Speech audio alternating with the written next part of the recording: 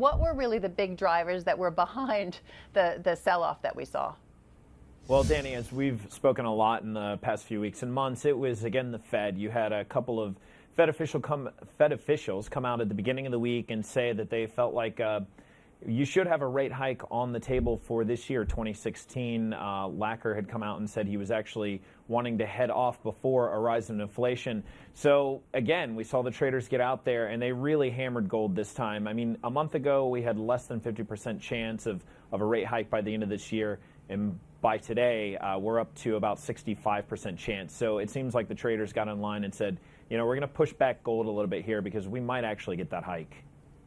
So I think the thing that's confusing a lot of people is if it looks more likely that we're going to see the Fed rate hike, why would people still be piling into the gold ETFs? Well, this goes along the lines of what they've been seeing out of the miners themselves. Specifically, the gold miner ETFs is one of the things that we looked at this week. And we've seen the gold miners themselves, as you actually know, Danny, have been cutting their debt. They've been cutting costs. They've been improving efficiency, and they've also been boosting their dividends. So there are a lot of people piling into the gold miner ETFs because they think that these companies, their balance sheets are starting to look pretty good, and that we've actually seen the trough of the commodity cycle.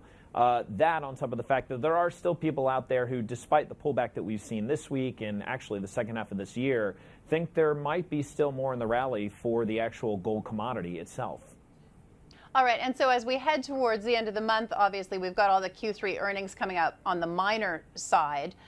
What's the tone? Do we still keep seeing that kind of disconnect between the thoughts on gold versus thoughts on the gold miners? You could see a little bit of a disconnect. It really also depends on who you're talking to in the market. We've talked to a number of different folks who said that they were, continuing to just sit and wait to see what the Fed does.